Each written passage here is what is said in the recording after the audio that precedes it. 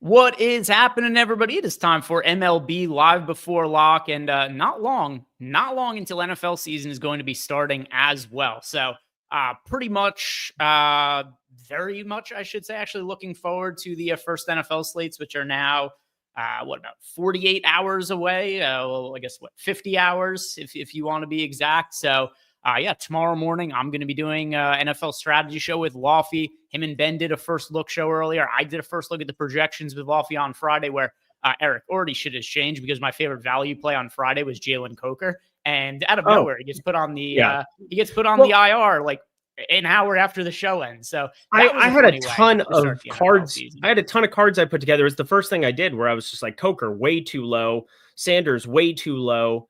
And so, I mean, I ended up pairing it with like every free square that came through, everything for the pick'em people. And it ended up being the first thing that I threw out there in the premium Discord, in the Lindy and Friends Discord, where I was like, all right, I feel pretty good about this.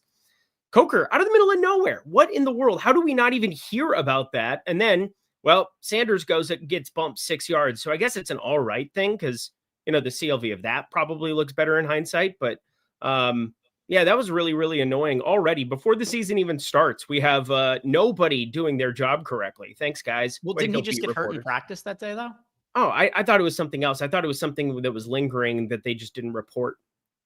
No, so he's had, it's like a reoccurrence of an injury that he's had. Yeah. There was one that was reported a very long time ago where he had a soft tissue injury. Like it was reported, but then he came back to practice. You just figured nothing was wrong with him. And then, reoccurrence of it, ends up on the injured reserve. So anyway, lots of football stuff upcoming in the near future. And if you guys have not signed up for an NFL package yet, now's the time to get in. If you sign up for any of our NFL packages, we got some offers for everybody. We've got our opener deal, Eric. Just $1 for the Thursday and Friday slates for our core package. So if you're going to be playing Showdown on Thursday or Friday night, or you're going to be playing a 2-game Thursday, Friday slate, and you just want to test our tools for a very, very low price point, $1 for the core package, promo code opener. If you are going to be here for a longer period of time, and maybe you want to get a discount on the max package, sign up for any of our monthly packages and get 30% off with the promo code football.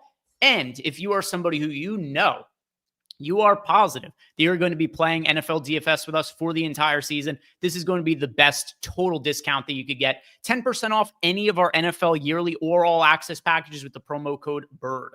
BIRD, as in like early bird. So if you are for sure going to be playing NFL all season with us, go ahead and take advantage of that deal. So try to set this up where there was something for everybody to take advantage of, a $1 deal. We've got the 30% off for the month. We've got the promo code as well for the yearly package. If you want to sign up for any of those, link is down below in the YouTube description box. And also, if you guys haven't done it yet, like the video, subscribe to the YouTube channel. Now to baseball, Eric. Any general thoughts on this slate before we get into the individual pitchers and stacks and all that? Yeah, Coors Field. Hello. Pretty much just going to be a conversation piece anytime that it's on a slate. So there's that. Also, I love that the Sims are kind of on the same thing that I'm looking at, where it is very, very one team centric. If again, we'll kind of get into the stack portion later. I don't want to spoil it right from the get go, but that game environment and that game in general, I just think it looks better than everything else because, we'll talk about it there in depth because if it's not going to be Coors, I feel pretty good about that being a potential nuclear game. I have a contrarian team that I'm absolutely obsessed with if we want to go down the pitching spectrum. But I guess the other main thing to bring up about this specific slate is just from a pitching perspective, which we'll obviously dive into first. You get a very uncomfortable chalk piece. Whenever you see 6,700, you Darvish showing up with as much ownership as he's got. And we've got Logan Webb, I think, who, will probably end up being somebody close to my highest owned pitcher, if not the highest owned pitcher. But the Darvish piece is definitely a freaky one. But Baltimore's lineup, every single time that I see it, every single time it's on paper, it just looks worse and worse and worse as the days go by, as guys get hurt, as, they move things around because they're not playing for anything. But I think it's a very, very fascinating slate. Yeah, pitcher ownership pretty spread out considering it's a 9-game slate. So it's not like there is a ton. It's not a 13-game slate or anything like that, but there's enough options and usually enough high-end options. Usually there's some more pronounced chalk on these 8-9 game slates, but For today, you mentioned just going over the ownership overall. You got Yu Darvish and Logan Webb both over 30% owned. Then you got Brian Wu 23% owned. And then you get all of these pitchers 12 to 18% owned. Framber Valdez, Max Fried, Shota Imanaga, Michael Lorenzen, the once proclaimed best hitting pitcher in baseball per Eric Lindquist, Rasmussen. All of those guys are 12 to 18% owned. And then Brian Wu just barely over 20%. So ownership is pretty spread out at pitching for today, and we're about to get into it. So, Eric, I want to ask you first, on the high end, we've got two pitchers who are 10K plus with comparable ownership. Brian Wu, $10,500 and 23% owned. Framber Valdez, 18% owned, pitching at home in a fairly difficult matchup against the Yankees. Do you prefer Wu, Valdez, or maybe even neither? I think it's got to be Wu against Tampa Bay, but I don't really love either of them. I mean, you go through some of the strikeout props and you see right off the bat, pretty heavily juiced 5.5 here for one Framber Valdez, but then you take into account that it's a very difficult spot. He's had some blow up potential. I don't think facing the Rockies tells you a whole hell of a lot. And, if it does, it's probably just telling you that you're very good relative to the Rockies, but I get a little bit freaked out just with that team specifically. And in that ballpark, short porch to left, I didn't end up betting or pulling the trigger on anything against Valdez. But when I look at my lineups today, I'm kind of happy that he's not showing up a ton by any means, sub 20% for him. Wu's right around that 20% number for me. And I think I'm going to be okay with that. My first couple of sim runs, just kind of he's the only 10K guy that I really got to a pronounced amount. Framber sitting at 22% Brian Wu here at the moment. So I've got just about double what I've got of Valdez. I know it's also a freaky ballpark for him. Tampa Bay, not exactly a terrible lineup by any means, but I think the strikeouts are still somewhat available for him. And, you go through the prop market, he's at 5.5, not juiced as much as what you get for Framber, but then the earn run number, the outs number for Framber is always going to look pretty good, but that also brings the risk of ruin along, and you don't get paid off for it as much over on DraftKings as what you might over on FanDuel, where we can have a different conversation. But how do you feel about those two specifically? Yeah, if you look at the Sims, we've got a little bit more exposure going to Brian Wu than Framber Valdez. It's pretty marginal. In general, I think it's reasonable to get some exposure to both these guys. I don't want to prioritize either of them, though, and it's for a lot of the reasons you just laid out. Framber Valdez is pitching against the Yankees.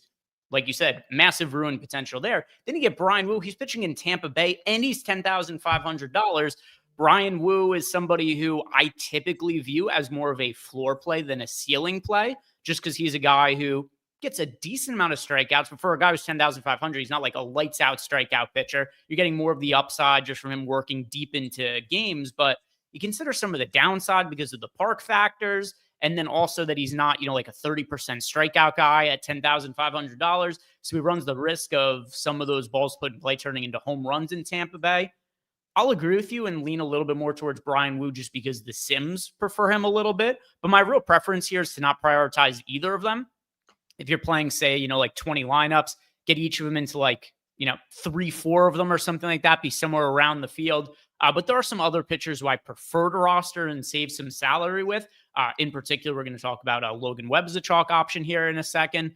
So I've got different reasons to not love either of these guys. I don't think they should be the two most expensive pitchers on the slate. It's just, you don't think they should be? Yeah, I mean, Logan Webb gets to face Colorado, and I'm curious what you think about his mix. I think it's going to play pretty well still in Colorado, considering he's a sinker ball guy, and somebody who's going to induce ground balls is like a main facet of getting outs. But the strikeout stuff has just been so much better this year. And then you just have Colorado. They rolled out the dog shit lineup. So Tyler Freeman, he ends up being your leadoff guy. And then it's just strikeout galore the rest of the way. You get Ryan Ritter in that lineup. That's a huge plus. You get Warning Bernabel, who I always see whenever he's not in a lineup. That is like red flag territory. They don't have Jordan Beck, which would, normally be all right. But Yanquiel Fernandez, even though he's been having better results of late, he's still like a 27, 28% strikeout guy himself. So you don't have Arcia in there, who's a low strikeout guy. You don't have Bernabel in there. It is strikeout heaven for Logan Webb, and I don't see any way around him being somebody that I want to have in over a third of my lineups. Yeah, so let's talk about those pitchers who are in the 9K range. We've got Logan Webb, Shota Imanaga, and then Max Fried. The ownership on these guys, Fried is 15% owned. Imanaga also 15% owned. Then you get Logan Webb just over 30%.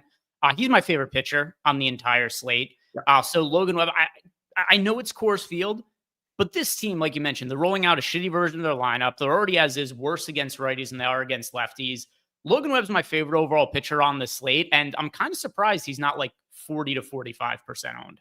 All right. Well, I'm glad you said that because I have been staring at his over 5.5 strikeouts over on Novig for like an hour. And it just got ripped. Somebody bet that. All right. That's unfortunate. Somebody is watching and listening to this as we're going because I have my phone, and now you have the, what is it called? The iPhone mirroring.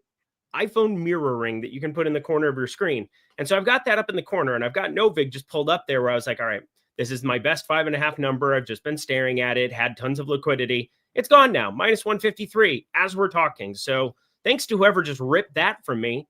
Don't appreciate you, but I wanted to talk through it before I pulled the trigger. We had 2 hours until first pitch. I can probably post something and get it decent, but that doesn't really help anybody in my Discord. So I'm with you. He's my favorite pitcher on the slate. I'm also not going to get over 50% of any pitcher on this slate, I don't think. We have the Sims. There's the one guy, as I said, the Yu Darvish piece. I think that there's a couple of options that we can spread it out more than having 75% of Darvish. I know why we are. I totally get it. We have Coors. We have another team that I really want to play. And then we've got some cheap popular stacks that, you can mix and match. But yeah, Logan Webb against Colorado just looks like a smash. Yep, he's the guy to me. And then one other thing I want to mention here as well is I kind of prefer Max Fried to Framber Valdez and Brian Wu. You're saving some salary. He's cheaper. I think he's a better pitcher than both of them as well. Also, his matchup on paper isn't ideal against the Houston Astros. But with that said, no Jordan in the lineup tonight, which maybe the most annoying thing that could possibly happen, Eric, is you place an MLB bet early in the day. It goes out on social media, and then you just get notifications that player isn't in the lineup. What do you want me to do about it? Yeah. How about today? I had 2 bets because last night I was just like, hey, I just updated all my NFL stuff all day. I only had 2 bets on him. Nick Lodolo gets scratched out of the middle of nowhere. And fortunately, I was in a spot where I could snipe the line on the other side. I posted my ticket over on Novig. But I mean, I was all aboard the Cincinnati train and I was able to get out of it in the moment. Thank God. But yeah. What do you want me to do? And then Royce Lewis isn't in the lineup. Jordan Alvarez isn't in the lineup. I mean, there's been a lot of them today where it's just kind of like, oh, well, fuck me, I guess. Jeremy Pena, Carlos Correa, Jose Altuve, Christian Walker, Yanyar Diaz, Ramon Urias, Cam Smith, who's had a massive letdown from a hot start to the year, then Mauricio Dubon and Cesar Salazar. So this is not the best version of the Astros lineup, particularly with Jordan not in it. And I know the Sims don't love Max Fried. He's only showing up in 3% lineups, but I kind of like diverting some of the exposure from Brian Wu and Framber Valdez to Max Fried. And once again, it's not like I love Fried in this spot or anything like that, but there's no Jordan in the lineup. He's cheaper than Wu and Valdez. He's lower owned than both of them. And in addition to it as well, I view Wu, Valdez, and Fried in a lot of ways as being kind of similar, as being guys with comparable strikeout rates who typically work a little bit deeper into games. But I don't know, like it just seems like Fried relative to the other guys just slept on a little bit more. And the reasons I typically don't play Max Fried are the same reasons I might not always play like Framber Valdez or Brian Wu. So I like Max Fried as, I know he's not like crazy contrarian because he's only marginally less popular than those guys, but I like that as a pivot. But then still Logan Webb, 9K, my favorite overall pitcher on the slate. Yep, we are seeing that 100% exactly the same way. Any thoughts on Imanaga going up against the Braves? I would rather do anything than roster Shota Imanaga on any given day. The wind is also mitigated today in a way that it didn't look like. Didn't end up betting his over 2.5 earned runs, but I really wanted to. Atlanta's just, they've been so much better. Michael Harris, Jurickson Profar, Ronald Acuna. I mean, the second half of this season has been awesome. Gives them a little bit of hope. You know what doesn't? Joey Wentz pitching. That does not give you a lot of hope, but Shota Imanaga is an extreme fly ball pitcher.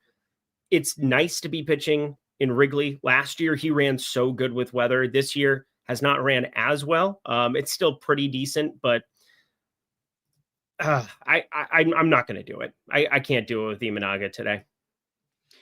Yeah. Of all of the pitchers we just talked about, I think he's got the most difficult matchup against Atlanta. And then also Imanaga, I think, is the worst pitcher of all the payout guys. And I know he's pitched a little bit better as of late. He was really up and down when he first came back from injury. But to me, Webb, Fried, Valdez, Wu, all better pitchers than Imanaga. Is that fair to say? 100%. I mean, I do like Wu. I'm not jamming him by any means. So like, again, I'm just at the field, basically a little over the field, but minutely 22, 23%. Like, I think that's kind of the path to playing 150 today with him. He's 10-5. There are expensive stacks that I want to get to, and just kind of makes it easier for me to walk away from it. But if he has a big game, he's probably the one guy I'll have some FOMO over. If Framber has a big day, like, such is life. Like he has that in him. I am further down on Framber and what I've seen over the last month plus, and I've got a couple of telltale things that just kind of worry me there. But there's no question, no doubt in my mind that if one pitcher were to burn me up here, I'd say it would be Brian Wu. All right, let's talk about pitchers in the next pricing range as we move down, which I mean, I guess we'll have to do Rasmussen with the guys in the 7K range because there's a massive price gap. Logan Webb is 9K. Rasmussen is $8,000. There's $1,000 difference between the two of them. Rasmussen at home pitching against the Seattle Mariners. He's 11% owned. You also got Jacob Latz, Michael Lorenzen, Simeon Woods Richardson, Tyler Wells. This price range is fairly shitty, Eric. Rasmussen is clearly the best pitcher of all of them, but he draws a matchup against the Mariners, and then also he's pitching in Tampa Bay. We know how hitter-friendly that ballpark is. So what, if anything, do you like about the 7K range plus Rasmussen? So Rasmussen, I'm a little bit worried about. He's gone 4 consecutive quality starts, six innings, 91 and 85 the last 2, which doesn't sound like a lot, but it's by far the most that he's pitched in the course of the last however long. And Tampa Bay, I mean, they need to rattle off a 10, 12 game win streak, I suppose. They're still, quote unquote, live to do something, I suppose, with the way that the wild card situation works out in the AL. But the point is that I do get worried against a quality team like Seattle. What could end up happening is him getting limited. Doesn't necessarily always get the longest leash as it is. And if he gets into a jam, Tampa Bay analytically forward, they can play the matchup game and do whatever they want to do based on where they're at with that lineup. I think the guy I'm the most interested in is Michael Lorenzen, which is just absolutely an insane thing to say out loud.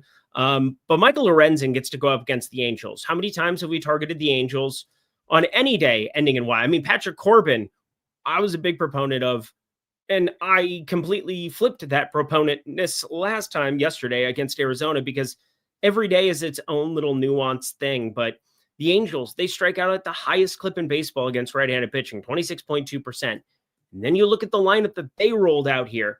Everybody outside of Luis Renifo is just insane.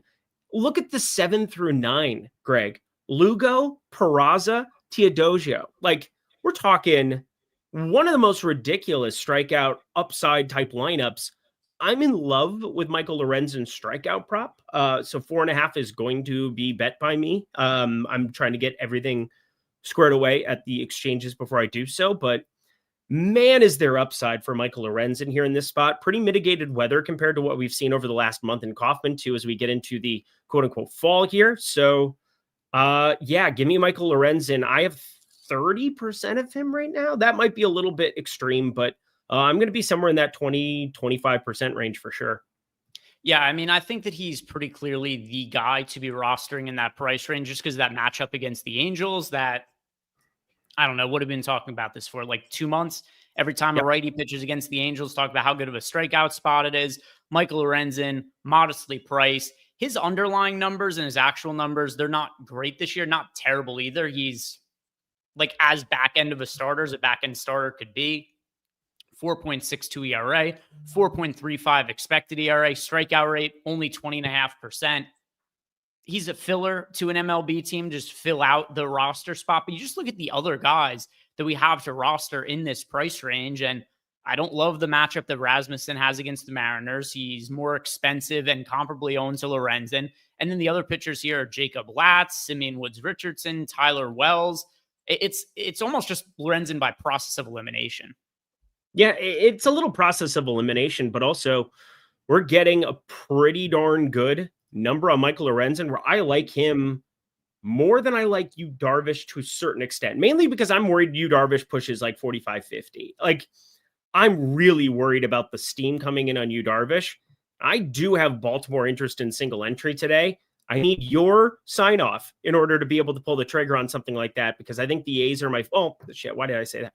The A's are my favorite stack of the day. But I do like the idea of, if I'm going to go cheap, getting away from the Darvish piece, getting myself to Michael Lorenzen, because you could see a 2-to-1 gap. And I think we can all agree the Lorenzen spot's as good as you can find in baseball for strikeouts.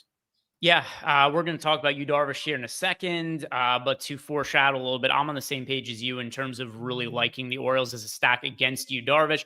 Like, the Sims are really jamming Darvish, and to an extent, I understand why. There's a Coors Field game. He's super cheap. He's pitching against the Orioles. Eric, it's not all that long ago where I think there was a slate where Darvish was like 4% owned, and I played him in single entry, and everybody's like, "You're the biggest." Oh, he got ever. murdered. That was when I was at Comic-Con, and I watched it, and I was just like, well, I don't have to watch baseball the rest of the night. I'm going to go to the parties. Fuck it. Yeah, I came in, there was a slate where I rostered Yu Darvish. He scored like -10 fantasy points, and I came in like 4th in the single entry, the 121 with him in that lineup. His numbers for the year are honestly not that terrible. He has a 5.66 ERA, but a 3.66 expected ERA. So there's definitely been some aspects where you would have expected his results to be a little bit better.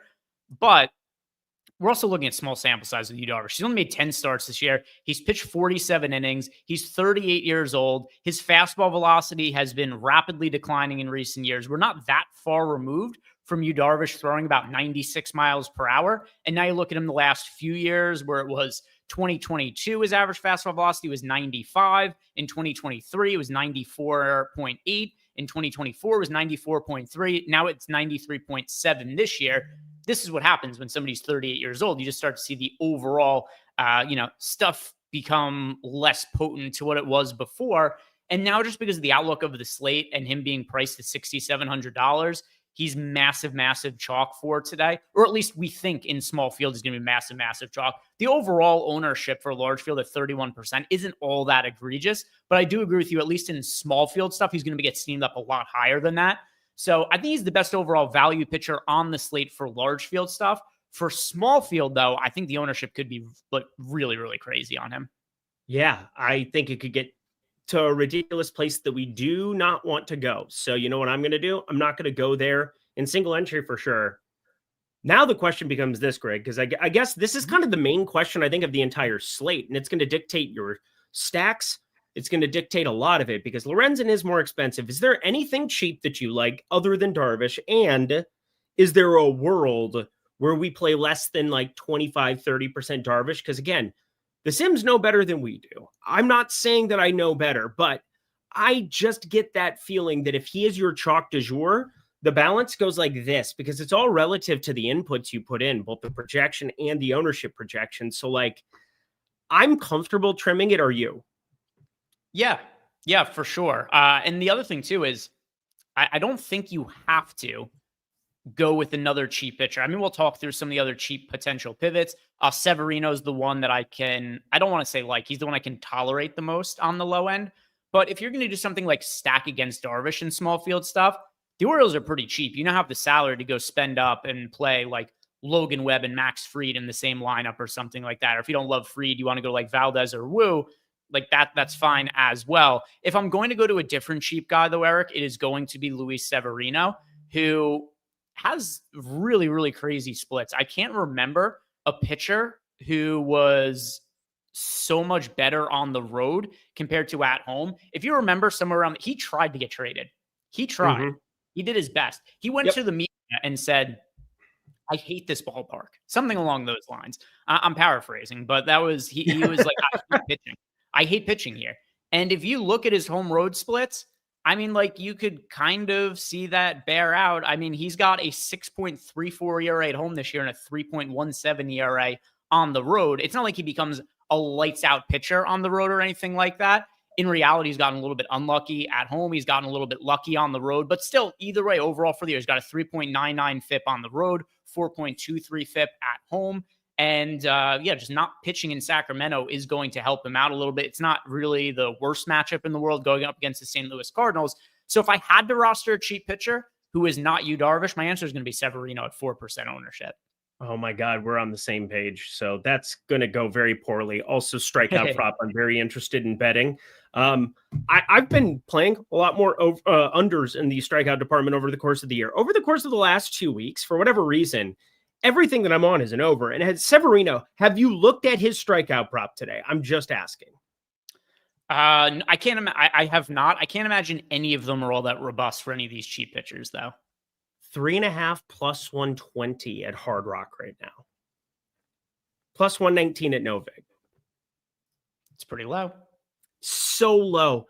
I mean, it might just have to be a bet more than it is like playing a crazy amount of him, but I was going to play around 8-10% of him. I think I still might roll that out on 150 here in the mini max, but like, I feel as though, you find one guy that can kind of fit more of the cores, more of the A's, more of, Buxton and company.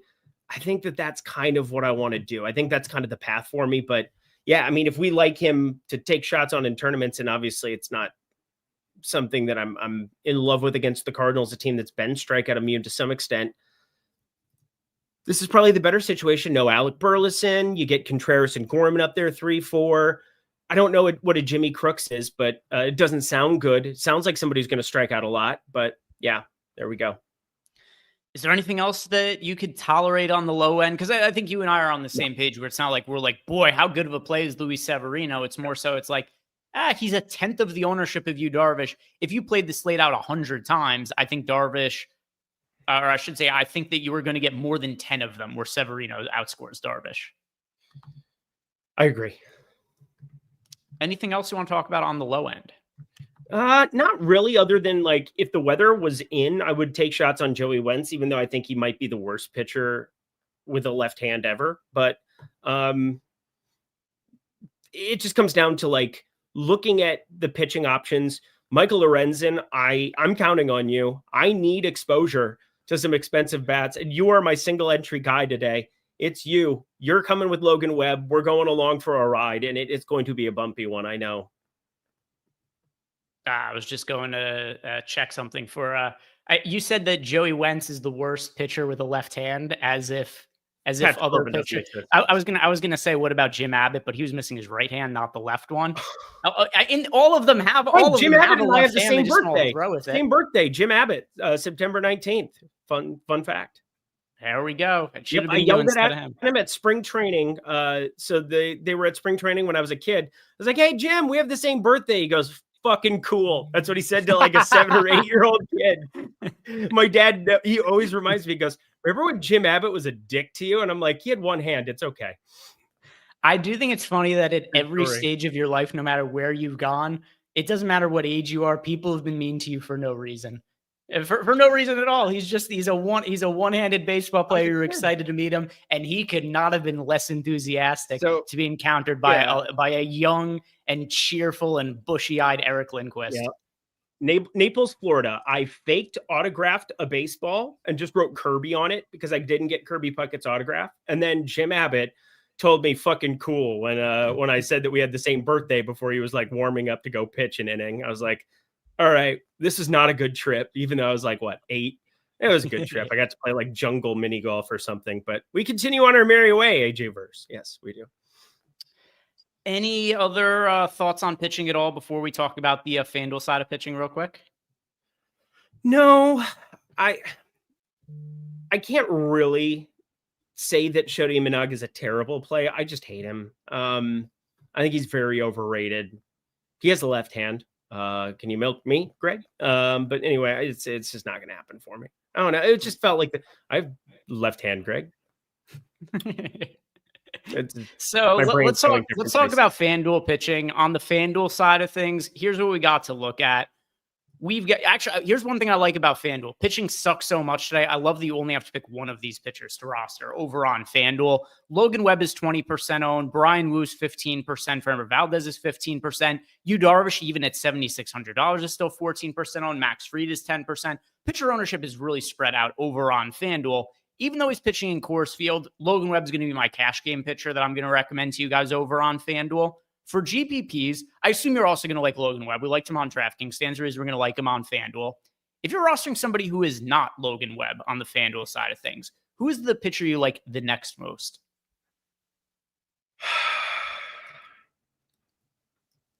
It's got to be Woo. I mean, it's got to be Brian Woo for me. I'm so torn. I'm playing one lineup over there. I could see Logan Webb being the mega chalk over here. So like it's just such a ridiculous thing. I mean, it's got to be Brian Woo, even though he's the second most popular and 200 more than Logan Webb. For what it's worth, I like Logan Webb more by more than the 5% gap that is being displayed right now over on FanDuel. But if you made me get away from the main trio of Webb, Woo, Valdez, which should be the trio, especially on a one pitcher site, Michael Lorenzen at 8K. We talked about all the reasons why. It could just be 8 strikeouts in 6 innings, and that would be ridiculous at 8K. But I'd be more inclined to play one of those 3 no matter what at the top end. Valdez looks so much better for FanDuel scoring today. Yeah, I'm going to go with Max Fried, $10,200. Valdez, $9,800. Brian Woo, $10,600. It's a lot of the same logic over on FanDuel as it was on DraftKings. The one difference is Fried is $400 more expensive than Framber Valdez, although he is $400 less expensive than Brian Woo. But you're getting the lower ownership than both of those two guys. They're each 15% owned. Max Fried is 10% owned. I also like that Max Fried going head-to-head with Framber Valdez, Valdez being the 3rd most popular pitcher on the slate. If the Yankees win and Max Fried picks up that win bonus, those are fantasy points that are coming directly from Framber Valdez. So I think it's a pretty reasonably decent spot to go to Max Fried to be a little bit different.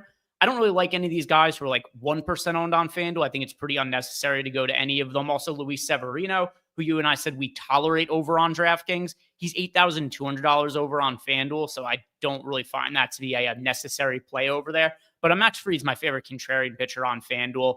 Is there anybody you really like for low ownership? Because once you get past the guys that we talked about, by the way, Lorenzen's also 6% owned on FanDuel. Imanaga's 8%. Outside of those top 5 guys in Lorenzen and Imanaga, everybody else is unowned on FanDuel.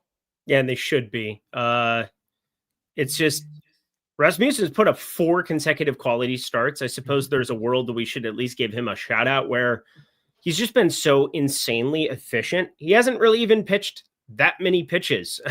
It's a ridiculous run out for a guy who is being limited. I got to think that, the other shoe will drop here sooner or later, and we won't see this kind of efficiency from him, but 22.5% K rate here. You get some of those lefties for Seattle at the back half of the lineup, whether it's Cole Young, who, hasn't really struck out a ton at the big league level, Canzone, who's a better strikeout target than most, but your main strikeouts for Seattle, they come from the best players, Randy Rosarena, Cal Raleigh, and Julio Rodriguez, and Eugenio Suarez. So at least you're going to face them 3 times on a normal outing for Drew Rasmussen. So there's upside that exists just inherently from that, but I don't think I want to take the shot on FanDuel no matter what.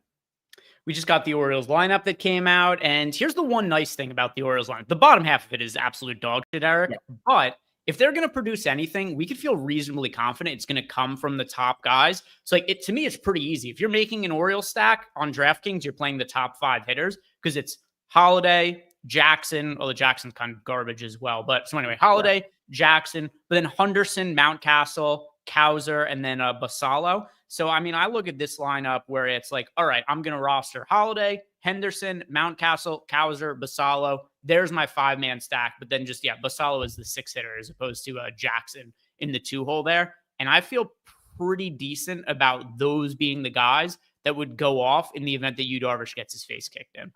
Oh, great. I'm playing more of this stack than I probably should. But if you're going to give me a 50% Yu Darvish on any slate right now in this current iteration, 40-plus-year-old Yu Darvish, I have to do it. I just have to do it. So it's going to be one of my top 5 stacks that I've got in terms of ownership playing 150 today. I've got a lot of Minnesota. That was kind of the Sims du jour today, and I'm in love with that one. Minnesota and the White Sox.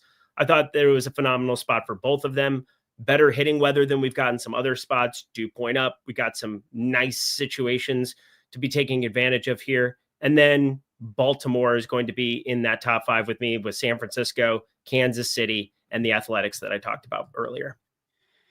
All right, let's go ahead and start talking some stacks. So I'm going to refresh the ownership on my screen over here so that I am making sure that I am looking at the most recent ownership in case anything's been updated since the show started here, and it has been. So here's what we're looking at for stack exposures, where I think we have to start here, Eric, is by talking about the Giants, because they are by far the most popular team on the entire slate. So over on DraftKings, we have the San Francisco Giants, 18% owned. The next most popular team is the Cubs at 7% ownership. So nearly 3 times as popular as the second most popular stack on the slate. Over on FanDuel, the Giants are 24% owned, with the Royals being the second most popular team at 9% ownership. So, Eric, you could see here in the Sims that I have on the screen, we're getting to more of the Giants than any other stack. With that said, not like an insane amount relative to their ownership, just marginally more than the field. What do you want to do with the Giants relative to what their ownership is?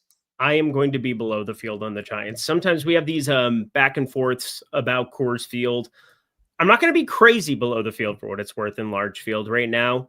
Sitting with, what is the final number? Because I was just toying with some other things on the side here. I ended up with, in my stack exposure, 16% San Francisco. So again, not fading them by any means, but I've got 3 teams that I have more of right now, up down to 13%.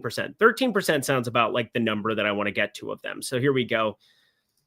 There's just going to be crazy chalk on a slate that we have some gas cans. We also have a very big unknown, I think, with Kansas City, where I think Kansas City could be in a unbelievable spot. I never know what to make of pitchers coming out of the PCL. Mitch Ferris, though, just seems worse than most of them. He's 24, Greg. He hasn't even pitched in the PCL because he's in Double-A right now with the Rocket City Trash Pandas, and he's getting a spot start out of the middle of nowhere. So, like, there are just some of these teams that I would just rather get to more of and embrace some of the volatility of this slate.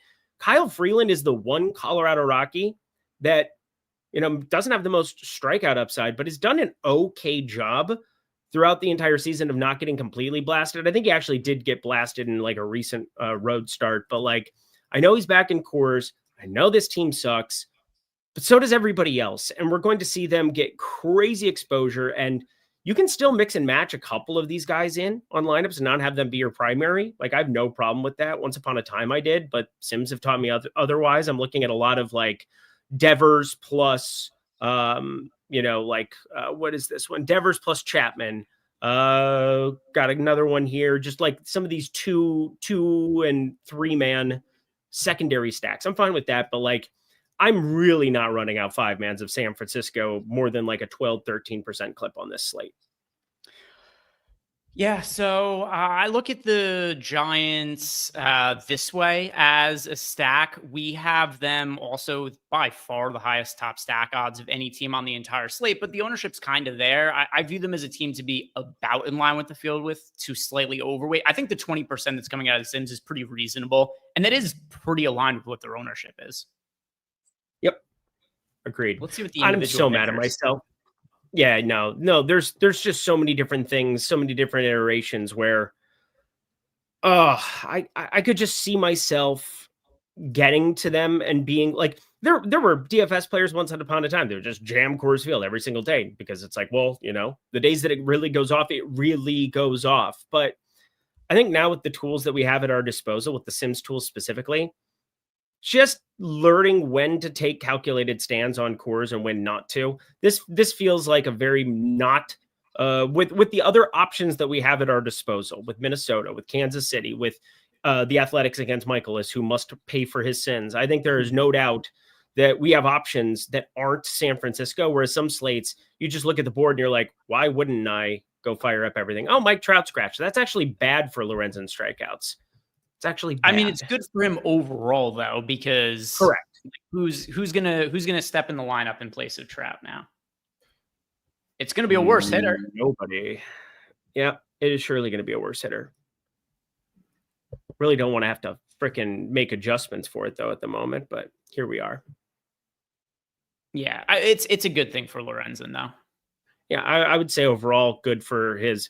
I mean, what do they add? Do they move this Teodosio up in the lineup here? Where is let's 529 OPS, no power, 2 ribbies, in more plate appearances than you might expect, considering he played the entire month of August with this team and still can't do anything. So yeah, this is definitely a great spot for Lorenzen overall. Yeah, let's see. Do we don't have another, or I should say another. We don't have a new lineup yet, correct?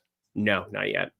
All right. I'm trying to make an informed decision on if somebody could leapfrog. That's been one of my, not to give away everything, but one of the most profitable things I've had this year is just truly who ends up taking the big bump, who goes up to 3. I think it's just everybody slides up 1 for this one.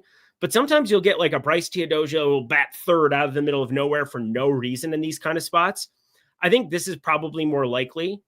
Let me just find where I think this is going to go in case there's anything we can mine out of it and make money together. Taylor Ward's obviously going to replace him, right?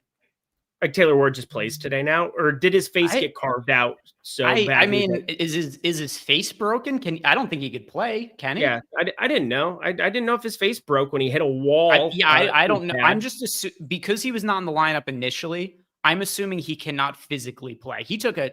I could be wrong. The lineup. Then it's going to be Cavadas. Cavadas will just be in the 9 hole or 8 hole more than likely. I'll say Cavadas just replaces him, goes to the 8 hole, and then everybody slides up 1. So nothing we can really do from a betting perspective, because if we just assume it's efficient, it's basically like 6 to 8 cents. So updated Angels lineup, click. Here we go. It is Moncada, the 3rd, or back to 3rd. So they went Renifo. Renifo's the guy who got the jump, and they put Chris Taylor batting 6th. What a time to be alive.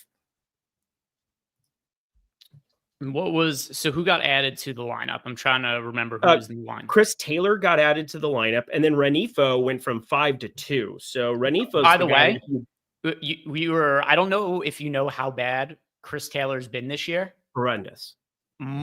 This is a significant downgrade for Mike Trout. And also, you're talking about the strikeouts before. Strikes out more. The strikeout rate for Chris Taylor is 36% this year, and he is a 54 WRC plus. I do like Lorenzen more as a result of this. Yeah, I'm going to give him a bump in the Sims. Also, and, this is not like a one. I mean, it's in terms of Chris Taylor being this bad, it is a little bit out of the ordinary. He had a 73 WRC plus with a 31% strikeout rate last year. He's 34 years old. He is washed.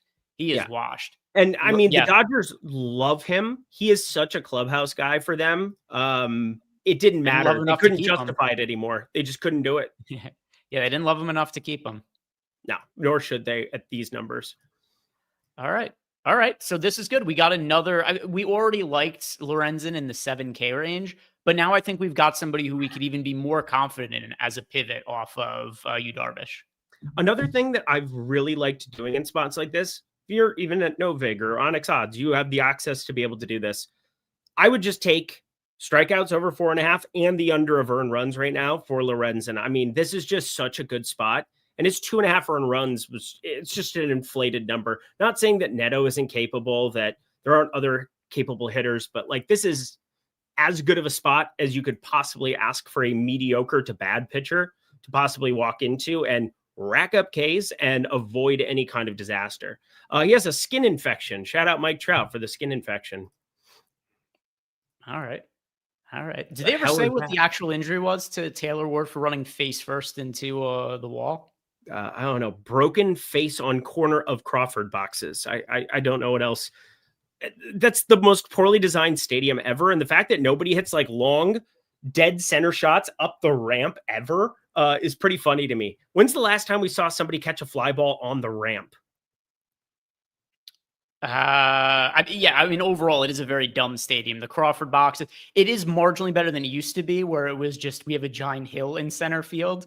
Where, yeah, the last catch I remember there was Carlos Beltran in the playoffs in like Yep. 2004, making the catch over his shoulder or something like that. It's absurd. But yeah, it is a very dumbly designed ball. They got the train that goes by. The train's like kind of cool, but what do you need a train in your ballpark for? Yeah, it's dumb.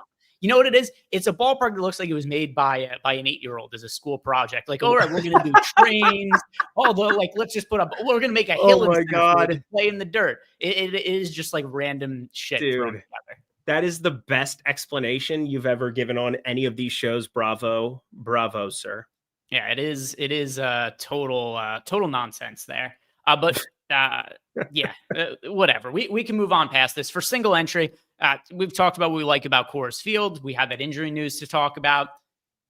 Favorite contrarian team, I don't see how it could be anybody but the Baltimore Orioles. And it's just because you have a pitcher, and whenever there's a pitcher who is as not great as Yu Darvish is, and they're as popular as Yu Darvish is, I'm going to default to liking the offense against them. The only exception would be like if this was Coors on the road in like Miami or something like that. Baltimore's offense is certainly not great, but there are worse offenses out there. And I don't know that the Orioles as an offense are that much worse than what Yu Darvish is as a pitcher right now anyway. I think everything you have said is correct. No notes. Yeah, you're just getting leverage there. By the way, if you guys see on screen here, I pulled up. These are some of these San Francisco Giants hitters that are showing up most prominently in the stacks. Matt Chapman, Helio Ramos, Willie Adames, Jung-Hoo Lee, and Wilmer Flores. Those are the 5 hitters that are showing up most frequently in the Sims for us here. So yeah, those are the teams on the high end. I do like the Giants as a chalk stack. I like getting contrarian with the Baltimore Orioles. Who are the other stacks that are important to you today? Yeah, A's. Oakland A's face Miles Michaelis. I don't know how many times we can possibly be on these shows and not shout out how bad Miles Michaelis is. I mean, he's atrocious. 336 xWOBA to lefties, 327 xWOBA to righties. He has a sub 18% K rate to both sides of the plate. I guess 18.3 if I'm being exact there. But the big thing, 194 expected ISO to lefties, 170 expected ISO to righties, gives up hard contact. And you know who really gives hard contact up? This A's team. They go completely ballistic. Actually, I read off his 2024 numbers because I was doing a different thing where I was going through it. He has a 261 expected ISO against lefties this season, 225 expected ISO against righties. Way, way, way, way worse than last season. And last year, he wasn't even good. Nick Kurtz, 349 expected ISO. Ridiculous. Jacob Wilson never strikes out. Contact, I don't know how he has 9 home runs, but I can tell you one thing. If we all bet Perdomo and Wilson to just hit a home run every day that they were in a lineup, we'd be a lot richer than we are today. You got Rooker, you got Soderstrom, you got Langoliers in the 5-hole. Cam Thomas has been pretty decent. I mean, what are we doing here? I mean, it's just green light special outside of the ballpark. I mean, the ballpark is trashola. I guess it's Butler, Geloff, Blade, Hernandez, whatever that is. But 1 through 8, we just saw JJ Blade. I don't expect Double Dong Central come in his direction either, but like every A is in play. Yeah, so I am going to go and look at the Texas Rangers. They show up a decent amount in the Sims. They also have a really good top value score in the top stacks. So the second highest odds being the top value stack on the slate, only behind the Chicago White Sox, who are also a viable cheap stack because they are cheap and they're going up against Simeon Woods Richardson, who is terrible. But my overall favorite cheap stack, it is the Texas Rangers going up against Nibble Chrismat. Is that how his name is pronounced? Do you know? It sounded made up, but yeah, we'll go with it. All right. So Nibble is transitioning from being a reliever to a starter. So we've got pretty minimal information on him. But overall, his big league numbers as a reliever are really not terrific. He's got a 3.94 FIP and a 3.95 xFIP for his career as a relief pitcher. And now, by the way, also, he's a relief pitcher who's throwing under 90 miles per hour. And now he's being stretched out to be a starter. I don't know. If you were already a reliever who was not throwing all that hard. And by the way, also, his last outing, he went 5 2/3 innings. So I tend to think he's pretty stretched out. And this is the guy we're going to be seeing for the bulk of the game. there's so little information on him. I kind of lean on what the projections are and projection models for him. And the bat has him at 5.73 ERA as his fair talent level. This is still partially as a reliever. Depth chart, oopsie. Like all these places have him as being a guy who's split time between a starter and reliever with an ERA in the mid fives. He's only got 3 career starts. 2 of them have come in the last month or so. We don't know a lot about this guy. It stands to reason that a 30-year-old guy who's transitioning to a starter throws under 90 miles per hour is probably not very effective. I would agree with that. I will also say this, that, I go through my stolen base stuff because we've found some pretty good edges for that throughout the entire year. Mm-hmm. Back in 2022, he was with San Diego. There were a lot of different issues that they had with him. And the major one was he led the league that year, 4.2 lead distance gained before the ball got thrown. Unfortunately, Gabriel Moreno is back there now. He was one of the better defensive catchers in baseball, and that's very annoying because he would have been an absolute stolen base target, and I still might take a couple of shots. Wyatt Langford is just too damn fast, too damn good at baseball. I don't think he gets enough love for how good he is at swiping bags if he needs to. It's just that he's got so much talent. He'll be one of the best players. He'll be one of the faces of baseball as he gets older. He's 23 at this point in time. We all know who he is, but everybody else will surely too, with the amount of speed that he brings to the table as well. I will just say this. Yeah, there's speed and power that exists, especially on a team like Texas that isn't really playing for a whole hell of a lot other than when you have Corey Seager, who's going to probably be out for the rest of the year. And you've got Nathan Eovaldi, who's going to probably be out for, I assume, the rest of the year. Mm-hmm. You're basically like, let's develop some dudes. And one of the ways to do that, Michael Hellman can run. Wyatt Langford can run. Like, we've got a lot of stolen base equity, I think, in this one, even with Moreno back there. Any other stacks that are really important to you?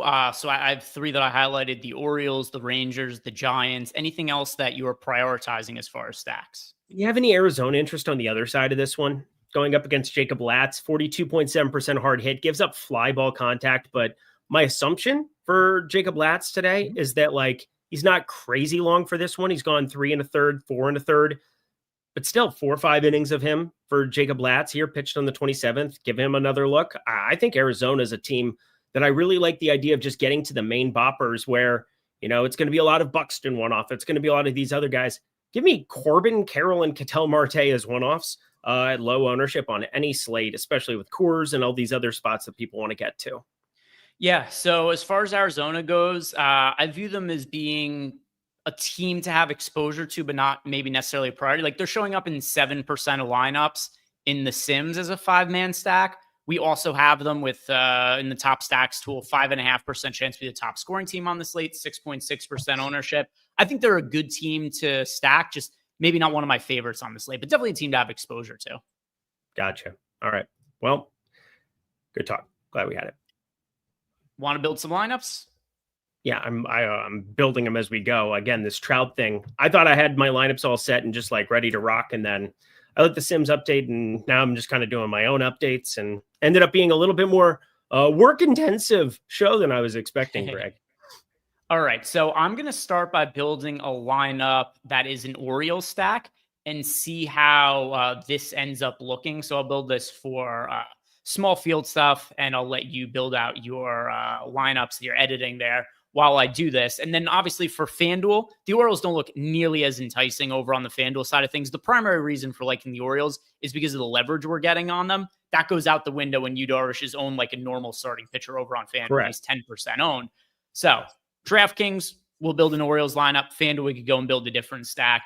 But here's what I'm liking for the Orioles. I already mentioned before the hitters that I like the most here, but it's Colton Cowser, Jackson Holliday, Gunnar Henderson, Ryan Mountcastle, and Basallo. All right, so we're going to plug. If Emmanuel Rivera goes yard, I'm going to be in a bad mood because I basically have 0 of this guy. He's so bad. Going to set this on 5% randomness because we have that as part of the single lineup sim now, which I think got added when you went away on vacation. We now have a randomness as part of the optimize function.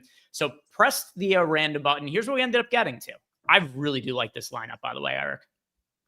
Logan Webb and Michael Lorenzen as the pitchers. We've got the 5-man Orioles stack. Then we've got Matt Chapman, Helio Ramos for a 2-man Giant stack with Matt Wallner rounding out the lineup as well. So we still got a 2-man Giant stack. Don't have to be nearly as concerned about Giants ownership when you got an Orioles stack going in this lineup. So let's see what this is looking like when we run the sim. So I know our data really likes Yu Darvish, so that might be a reason that the Orioles don't end up grading out particularly well. But hey, in this one, it is 25.1% sim ROI. Built a pretty good looking Orioles lineup. And then once again, Michael Lorenzen, he looks quite a bit better from when we've talked about pitching options before. And we already liked him a little bit, but then we ended up getting the starting lineup comes out. Mike Trout is scratched. You got Chris Taylor in the starting lineup in place of him. So yeah, I like that lineup quite a bit. I think that's a good way to go about getting yourself some leverage for today, making some Orioles stacks. Let's go and check on FanDuel. Also, if you guys have any questions for me, I've been checking Discord, but there wasn't anything that came in. I'll double check that.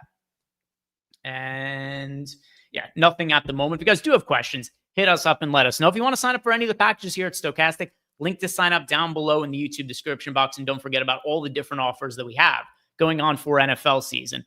Core package, you can get that for just $1 for the Thursday and Friday showdown slates. If you guys want to get a monthly package, 30% off any monthly package with the promo code football. If you're going to be playing NFL DFS with us all season, or if you're playing other slates or other sports as well, all access package or the NFL yearly packages, any of those yearly packages, 10% off with the promo code BIRD. So that is something else that you could be taking advantage of. Eric, what do you want to build as a FanDuel lineup here? Who do you want to stack around? Yeah, let's go. So for FanDuel purposes, it's kind of torn on 2 lineups. I got so stuck on DK here that I ended up focusing mostly there and took out my FanDuel lineup, but I was going to fire up the A's for sure on FanDuel if I was playing a stack over there. I think it's an easier stack when you're just playing 4 batters from it and then just getting the main guys, the Kurtzes, the Rookers, and kind of calling it a day.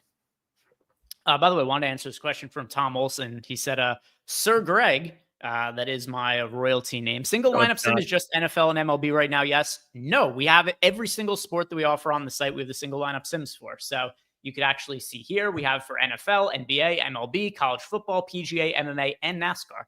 We have the single lineup sim for all of those with all of the same functionality with the randomness now, the optimizer to complete the lineup. You could save lineups. You also can label them. You could use the entry manager to create a CSV and upload them directly to DraftKings or FanDuel. So all of the sports that we support here with Sims, we also have it in the single lineup Sims.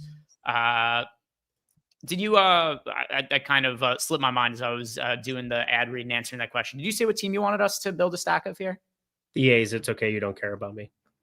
That is true, but that was not the reason why. I just had a lot going on in that point in time. And no, there's been a lot going on the last 20 minutes of this show, so we're all good. All right, A's it is. So if we go ahead and sort by our projections, by the way, Nick Kurtz back in the lineup today. He was dealing with that little bit of an oblique issue, but he's good to go. So I'm going to put Nick Kurtz in the lineup, Eric. I am also going to throw Brent Rooker into the lineup. Give me 2 other A's who you want to put in this lineup. Yeah, let's go Shea Langoliers. Let's eat up the utility. Okay. I'm just going to go Kurtz. I always like the opportunity to get to the unique combination here. And if we don't want to go straight chalk, let's throw in Jacob Wilson. I know it's not going to look as good maybe as going to Tyler Soderstrom, and I'm a huge Tyler Soderstrom fan today. Is 1.5 hits plus runs plus RBIs, but let's mix it up and go Jacob Wilson shortstop. Okay, Jacob Wilson in the 2-hole at $2,800. So let's complete this lineup now. I'll also put it on the 5% randomness. I'll put it on large field for this. All right, so we ended up getting Framber Valdez, Michael Garcia, Matt Chapman, Helio Ramos, and Randall Grichuk. So we got a 2-man Royal stack and a 2-man Giant stack to go along with our 4-man stack. Let's run the sim. And also, guys, while I'm running this, start putting your home run picks into chat because we're going to be reading those off in a second here. This lineup did not grade out all that well. Not terribly, but 5.3% sim ROI. So marginally positive. Not great, but it's okay there, Eric. But now it's time for dongs. So I want to hear from you guys. Who are you picking to go yard today? And then Eric and I are going to give out our home run picks as well. Eric, who are you picking to hit a long ball tonight? Yeah, there's no doubt, no question that I am exposed to these A's, to these Orioles, to, I've got a little Coors Field, not a ton. Obviously, we talked about being underweight to that here in this spot. But the one team we didn't talk about so far, the Houston Astros. I know Max Fried's good. This is just such a short porch to left with pull hitters. I mean, Houston at least plays to their ballpark with the guys that they go out and get. The Jeremy Pena's pull hitter, Christian Walker, extreme pull hitter, Ramon Urias, extreme pull hitter, and then, of course, Jose Altuve, 3-hole, mixing it up, getting a little bit of Astros exposure in our lives. Altuve goes yard for the people, both a bet and a DFS play. Gunnar Henderson. I'm picking it a home run tonight off of Yu Darvish. That is going to be my home run pick of the night. Now, here's what we got going for chat. Let's see some of chat's home run picks. I'll scroll up a little bit here. We have got, let's see. Still have to go up a little bit higher. Zach Justice got Soderstrom. The Jake Up has got Chapman. B Funk going with Jock Peterson. Big Boy Tom has got Kyle Tucker. We've got Aaron Judge from William Westry. Jeff Williams is asking any weather concerns. No, not for me. Eric, is there anything that you're doing to adjust for the weather? There's nothing I see as problematic. No, Minnesota was the only one that looked even whatever, but looks as though it is just fine. Yeah, nothing I think we have to make any kind of alterations for. Harlock is going with Caballero. We've got Good Greens going with Bobby Witt. We've got, hey, Grabaka Mex is picking you. All right. And if you guys want more home run picks from Eric, go follow him over at Tails. Go to tails.bet. Follow Eric on Twitter. You can follow me as well. But Eric doing the Lord's work by giving out his home run threads every single day. Lots of home run bets in there. And what's your results for the year? It's up like, 14 units or something like that at this point? I forget what the number is, but I know it's up a decent amount. It's 18 units. It's quarter unit per play because sometimes, again, 4 or 5. I never want people to be firing off 5 units of their bankroll and have me responsible for that over on X. In the premium Discord, we can take care of you. We can cater to you. We can talk you through even more home run bets and continue to build that bankroll and that ROI. But on X, I just wanted to make it a quarter unit per, but over 18 units. If you were playing at a unit per play, if I wasn't such a coward, 72 units is where I would be at for the entire MLB season for free on X, posted every day, giving you sports books and exchange numbers throughout. It's good times. Come kick it. Yep. Nothing to sneeze at there whatsoever. Some more home run picks from chat. Io Kimbrough is going with Byron Buxton. We've got Bill going with Ben Rice. Tom Olson went with Nick. Oh my God. He went Kurtz and then he realized he made a mistake and followed it up by going with Matt Olson. EMAC has got Randall Grichuk. We've got Ken Ratty going Joe Adell. Jeff Williams got Salvador Perez. Duckman has got Trent Grisham. Sorry, I read that as Grichuk for a second. Mubi is going with Luis Rengifo. We've got Aaron Hines going with Colson Montgomery, who's has had some pretty big games as of late. NY Stiegel is going with Kurtz for 2 homers. Psycho has got Michael Garcia. Barnby O'Toole has got Manny Machado. Matt Chapman, who I think I already read that one from the God Up. Hayes has got Nico Horner. Valley Jervin has got Trevor Larnach.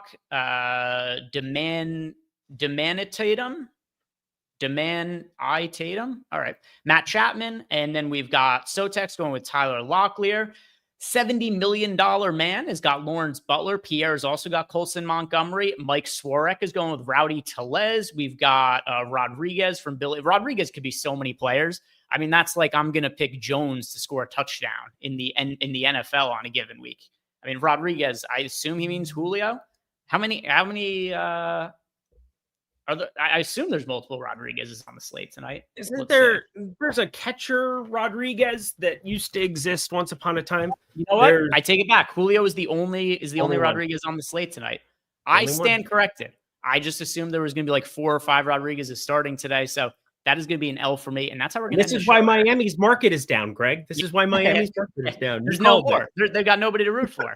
They got nobody to root for anymore. That actually is, if you just want to buy a standard baseball jersey that's going to stand the test of time, just get one that says Rodriguez on the back. And there is a pretty good chance that is going to be a relevant jersey for multiple iterations of your favorite team. But guys, thank you very much for watching. Like the video, subscribe to the YouTube channel if you haven't already.